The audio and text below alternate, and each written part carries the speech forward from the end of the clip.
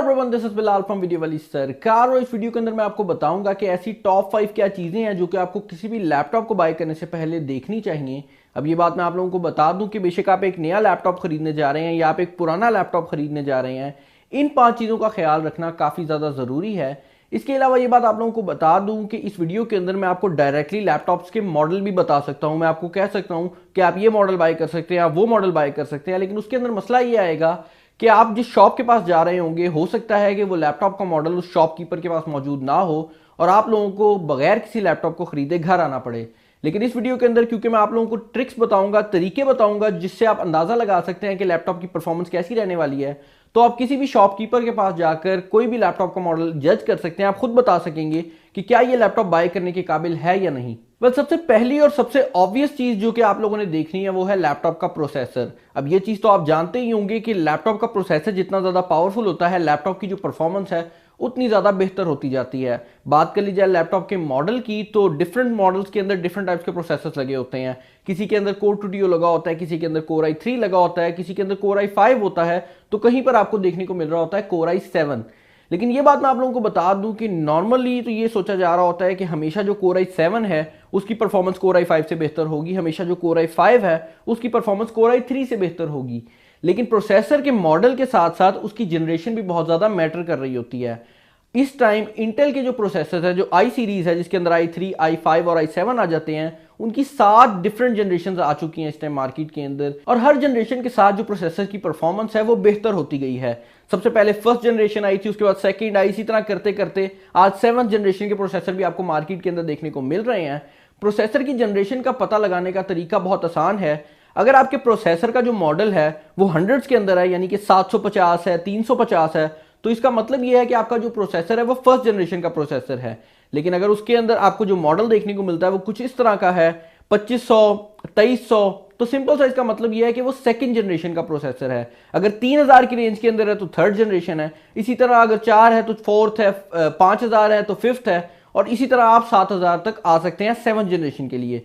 अब ये बात मैं आप लोगों को बता दूं कि अगर आप एक नई जनरेशन जैसे कि 7वीं जनरेशन का प्रोसेसर लेते हैं, एक i3 लेते हैं, और आप एक पुरानी generation for example first generation का कोर i7 लेते हैं, तो इस i3 की परफॉर्मेंस उस i7 से बेटर होने वाली है। दूसरी चीज जिसका आपने खास तौर पर ख्याल रखना है वो ये है कि आपके लैपटॉप के अंदर रैम कितनी लगी हुई है। नॉर्मली एक लैपटॉप के अंदर 4 GB रैम आपको देखने को मिल रही होती है, लेकिन आपने इस चीज का भी ख्याल रखना है कि वो जो 4 GB रैम है क्या सिंगल रैम की स्टिक के ऊपर मौजूद है या 2 रैम की स्टिक्स के ऊपर मौजूद है। जिसका मतलब ये है कि हो सकता है कि आपके कंप्यूटर के अंदर 2-2 GB की 2 रैमें लगी हो, या ये भी हो सकता है कि 4 GB की 1 रैम लगी हो। और आपने कोशिश यही करनी है कि आपके कंप्यूटर के अंदर 4 GB की सिंगल रैम लगी हो, ताकि अगर आपका फ्यूचर के अंदर कभी दिल करे कि आप अपने कंप्यूटर की परफॉर्मेंस को बढ़ाएं तो आपके पास एक ऑप्शन मौजूद हो, आप उसके अंदर 4 GB की रैम और लगवा सकें। लेकिन अगर आपके कंप्यूटर के अंदर 2-2 GB की 2 रैम्स लगी होंगी तो उसके अंदर और रैम लगाने की आपके पास जगह मौजूद नहीं होगी, और सिंपली यही होगा कि आपका जो लैपटॉप है वो जितनी परफॉर्मेंस प्रोवाइड कर रहा होगा आप उससे उसको बेहतर नहीं बना सकेंगे। तीसरी और सबसे इंपॉर्टेंट चीज जो कि अक्सर लोग मिस कर जाते हैं वो ये है कि आप जो लैपटॉप बाय करने जा रहे हैं उसके अंदर ग्राफिक कार्ड लगा हुआ है या नहीं। अब ग्राफिक कार्ड की 2 डिफरेंट टाइप्स होती हैं। पहली तो वो होती है जो कि आपके प्रोसेसर के बिल्कुल अंदर मौजूद होता है। इस टाइप के जो ग्राफिक कार्ड होते हैं ये हर लैपटॉप के अंदर मौजूद होते हैं। आप कोई भी लैपटॉप बाय कर लें, उसके प्रोसेसर के अंदर एक छोटा सा ग्राफिक कार्ड जरूर लगा होता है जो कि आपकी रैम को यूज करते हुए काम कर रहा होता है। इसकी जो परफॉर्मेंस होती है वो इतनी ही होती है कि आप इसके ऊपर मूवीज देख सकते हैं, आप इसके ऊपर नॉर्मल यूजेज कर सकते हैं। लेकिन बात कर ली जाए गेमों की, तो आप इसके ऊपर किसी किस्म की गेमिंग नहीं कर सकते, और गेमिंग के लिए आपको एक खास किस्म का डेडिकेटेड ग्राफिक कार्ड चाहिए होता है। और उसकी पहचान का बड़ा आसान सा तरीका मैं आप लोगों को आज बता देता हूं कि मार्केट के अंदर 2 ही बड़ी कंपनीज हैं जो ग्राफिक कार्ड बना रही हैं, डेडिकेटेड ग्राफिक्स बना रही हैं। एक तो AMD है और दूसरी है एनवीडिया। तो अगर आपके कंप्यूटर के अंदर डेडिकेटेड ग्राफिक कार्ड लगा होगा तो उसके अंदर जो सेटिंग मेन्यू है सिस्टम स्पेसिफिकेशन के अंदर, वहां पर या तो आपको AMD देखने को मिल रहा होगा या फिर आपको एनवीडिया देखने को मिल रहा होगा। और अगर वहां पर आपको ये चीजें नहीं नजर आ रही तो इसका सिंपल सा मतलब ये है कि आपके कंप्यूटर के अंदर डेडिकेटेड ग्राफिक कार्ड मौजूद नहीं है, और जो लैपटॉप आप बाय करने जा रहे हैं बेशक उसकी प्राइस 10 लाख भी हो, उसके ऊपर आप गेमिंग नहीं कर सकते। इसके अलावा ये बात आप लोगों को बता दूं कि किसी भी लैपटॉप के अंदर आप ग्राफिक कार्ड को चेंज नहीं कर सकते। जो ग्राफिक कार्ड आपको कंपनी की तरफ से देखने को मिलेगा आप वही ग्राफिक कार्ड सारी उम्र यूज करेंगे। किसी भी तरीके से आप उस लैपटॉप के अंदर जो ग्राफिक कार्ड है उसको बदल नहीं सकते। कुछ लैपटॉप्स ऐसे जरूर मौजूद है जिनके अंदर आप बाहर से ग्राफिक कार्ड को लगा सकते हैं, लेकिन वो जो लैपटॉप्स हैं वो बहुत महंगे हैं और उनके साथ आपको जो ग्राफिक कार्ड है वो सेपरेट खरीदना पड़ता है।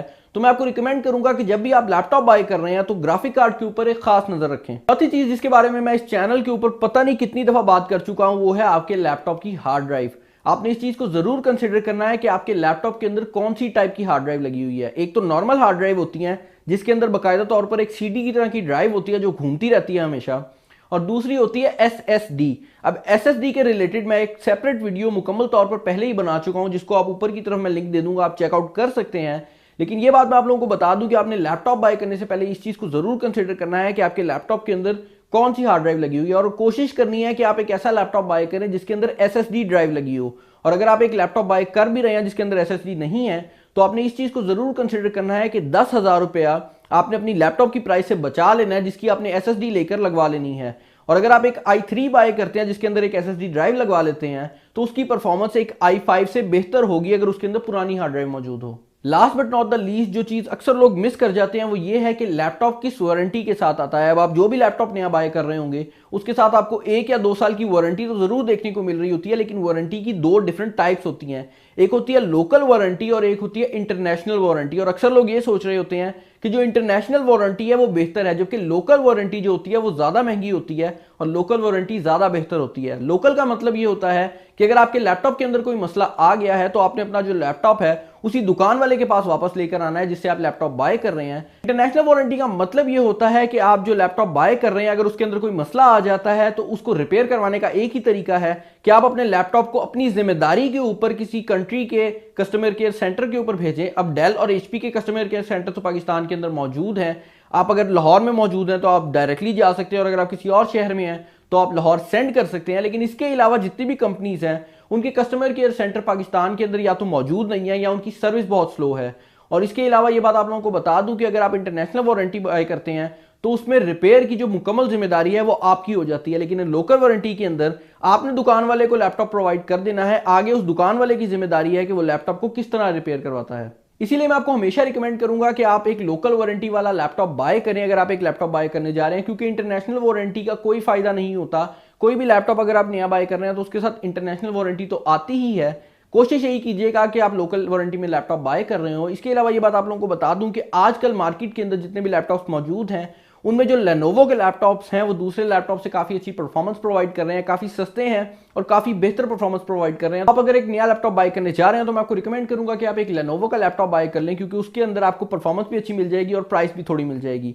इसके अलावा अगर आप एक यूज लैपटॉप बाय करने जा रहे हैं तो एचपी या डेल के अलावा किसी और कंपनी का यूज लैपटॉप बाय मत कीजिएगा, क्योंकि एचपी और डेल के पार्ट्स बड़ी आसानी से मिल जाते हैं, तो अगर कोई मसला आएगा तो आपका लैपटॉप इजीली रिपेयर हो जाएगा। आई होप इस वीडियो से आपको कुछ फायदा जरूर हुआ होगा और कुछ ऐसी बातें भी पता लगी होंगी जिनके बारे में आपको पहले नहीं पता था। अगर आप लोगों को ये वीडियो पसंद आई और टेक्नोलॉजी के रिलेटेड इस तरह की वीडियोस आप रेगुलरली देखना चाहते हैं तो मेरे चैनल को जरूर सब्सक्राइब कर लें। सब्सक्राइब करने के लिए वीडियो के बिल्कुल नीचे एक बटन आ रहा होगा, आप उसके ऊपर क्लिक कर सकते हैं। उसके साथ नोटिफिकेशन का बटन आ रहा होगा, आप उसके ऊपर भी क्लिक कर सकते हैं ताकि जब भी मैं कोई वीडियो अपलोड करूं आपको उसका नोटिफिकेशन आ जाए। इसके अलावा वीडियो के ऊपर मेरा फेस आ रहा होगा, आप उसके ऊपर भी क्लिक करके सब्सक्राइब कर सकते हैं। वीडियो अगर आपको पसंद आई है तो इसे जरूर लाइक कीजिएगा और अपने दोस्तों के साथ फेसबुक और दूसरे सोशल मीडिया के ऊपर शेयर कीजिएगा। इसके अलावा अगर कोई बात है, सजेशन है, कमेंट्स है तो आप मुझे कमेंट सेक्शन में बता सकते हैं। This is Bilal signing off, अल्लाह हाफिज। और जो लैपटॉप आप बाय करने जा रहे हैं बेशक उसकी प्राइस